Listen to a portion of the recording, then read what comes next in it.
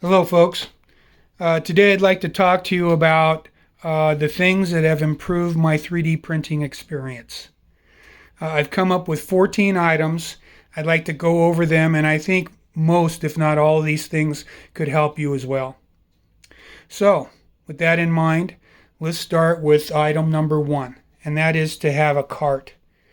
Most people put their printers onto a desk, and that's fine. There's no problem with that. But I've heard a lot of complaints about where the spools are at and being able to get to the waste can on the back, and there's all these problems with shelves. Now, if you're running a bunch of printers, that's more efficient, right? But for most people, they have one printer, maybe two. And so having a printer on the cart makes a lot of sense because you can just roll it from room to room. You can put it on different surfaces, whether it's on carpet or on hardwood floor. It doesn't affect the print performance at all. You can see that there's so much material and parts in the bottom that it has a lot of weight to it, so it stays pretty stable. And that's an advantage to the cart, is to have a free storage right off the bat. With this particular one that I got from Harbor Freight and Tools, I think it was $70. You can see I installed the top tray upside down so that I got a flat surface on the top to be able to place everything on. So it's more like a desktop in that respect. But by being a roll around cart, you can see you can get to all sides. You can move it with convenience. So that's really worth your time to consider that. Okay, let's go on to number 2 of the list. And this seems kind of minor, but I don't really see anybody else doing this. I decided to purchase 1-gallon Ziploc bags. These came from Amazon, and it's easy to put your spools in them, and it always helps keep the moisture level down. So they're inexpensive. If the Ziploc dies or you get a hole or whatever, they're so inexpensive you can throw them away and just pull out a new one. Number 3 I want to mention is I've designed these center hubs for the spools. You can see I have them on all the spools. They're up here too.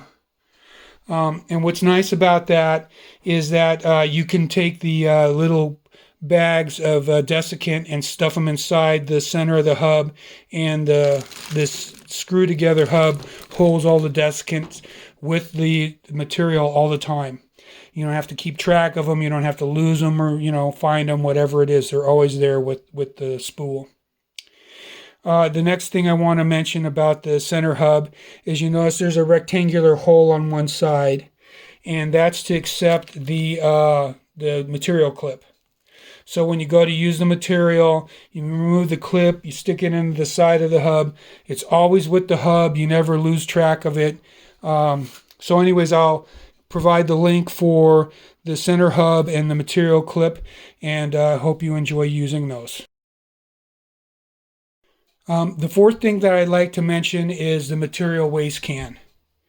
Now, I'll tell you, for the first 6-7 months I owned this machine, I've been printing for almost 15 years now.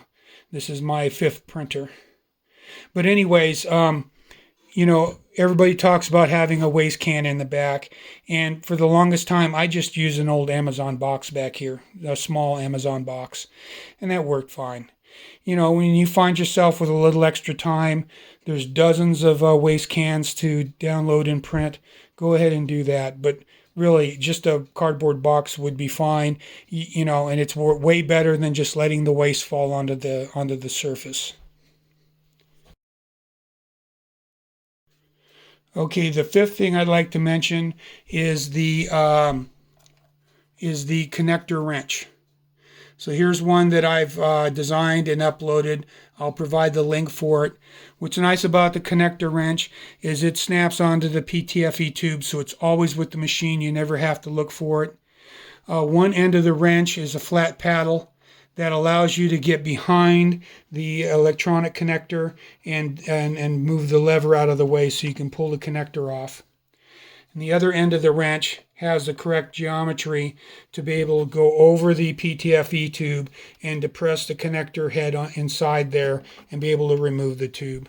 I've used this tool several times, and having it with the machine all the time has been really a really convenient thing to have. The sixth thing that I'd like to mention is to add a exterior spool holder. What's nice about these units is, like you can see, I have polycarbonate material in here, so I'm able to run the drying mechanism in here and keep it well below 20% of humidity. So that's been a real convenient and easy thing to have.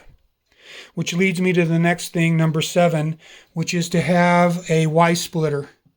So here's a Y-Splitter that I designed. I'll give the link to it.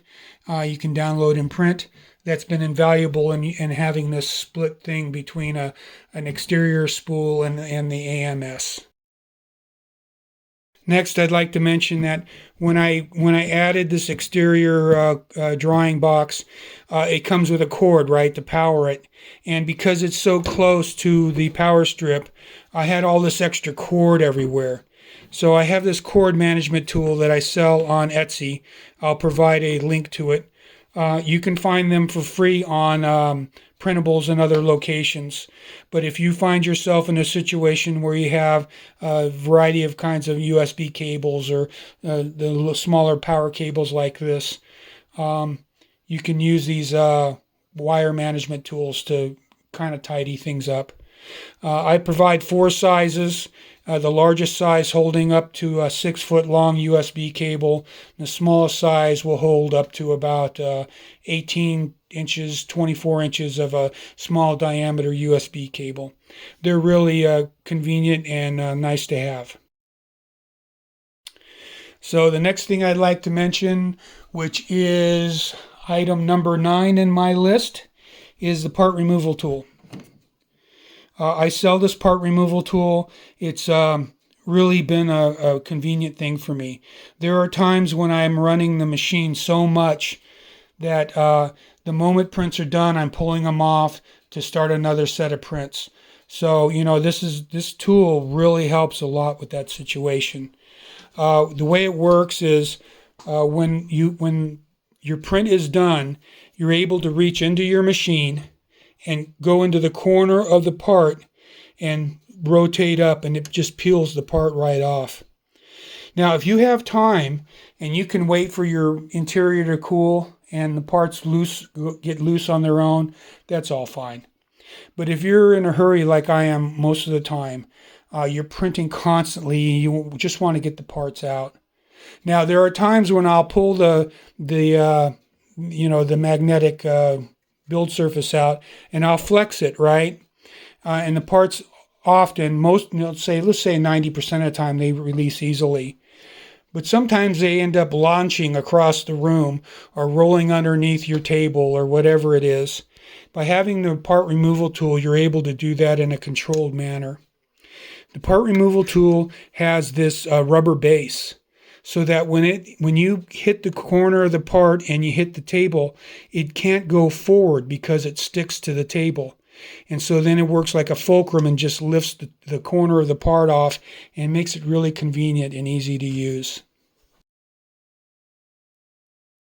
Which brings me to item 10, which is the little tool holder on the side of the machine.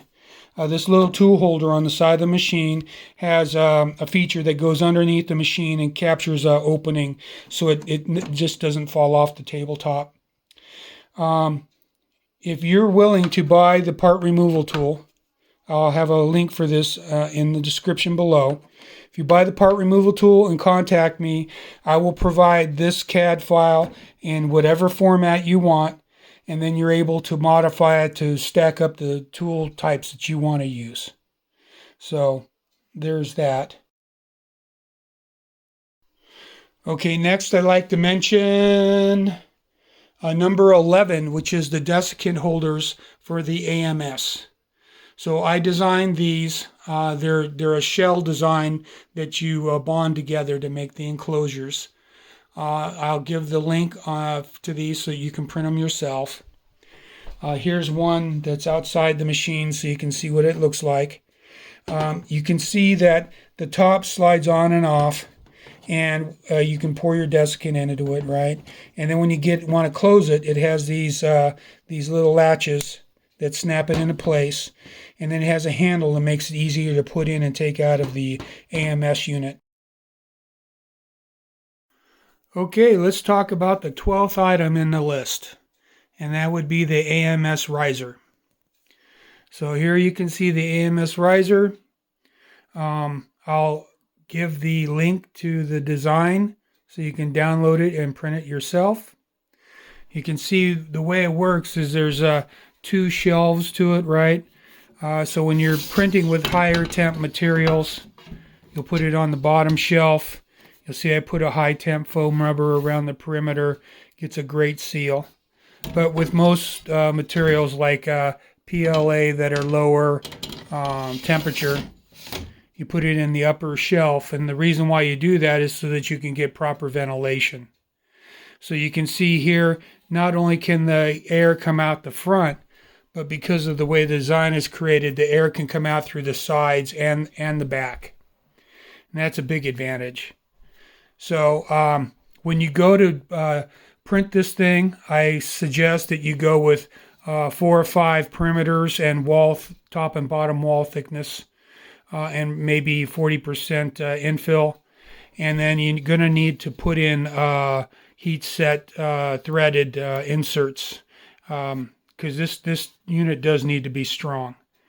The other thing that I did for the riser unit is I added this LED strip. So you can see that the LED strip, it's an amazing difference on the illumination on the inside of the machine. I've also noticed that it doesn't seem to affect the LiDAR or the leveling or any of that kind of stuff when the LEDs are on. So anyways, I would highly recommend a riser unit, and for sure an LED strip for better illumination inside the machine. So that was number 12. Okay, so now item 13, we're coming down the home stretch. So for item 13, I want to talk about the gear removal tool. So here's a gear removal tool. This is the one I designed. I'll provide the link for it. There's some other ones that you can download. They're square, they're a little bit larger. But at some point in using your machine, you'll probably get a jam filament inside the extruder unit, right? The unit above the hot end. And it usually gets bound up into between the extruder gears. And when you open that up to clear out that jam, often you have to remove the yellow extruder gear, and it's inside of bearings, and sometimes it doesn't want to let go. So you need a tool like this to create a spacer to be able to pop that out. So whether it's this design or another one, I would recommend that you download it now, print it now, because if all you have is one printer and you have that jam and you haven't printed this tool yet, you're going to be kicking yourself in the behind. So anyways, that's been a real useful thing to have. So now for the final thing on item 14 is we all end up with these plastic spools after we've consumed materials. Now with bamboo, they're really good because, you can reuse spools, and that's great. But I still have a pile of old, spools from other materials. And so to get a second life out of them, I've turned them into holders for extension cords. So you can see all you need to do is drill a large hole into the side so you can get the connector body through it, right? And you'd be surprised how much extension cord you can wind up on those. So for yourself or for a gift for a friend or a relative, that's a real useful thing to have. So there you go. 14 things that have made my life so much better in 3D printing. I hope this was helpful for you, and happy 3D printing.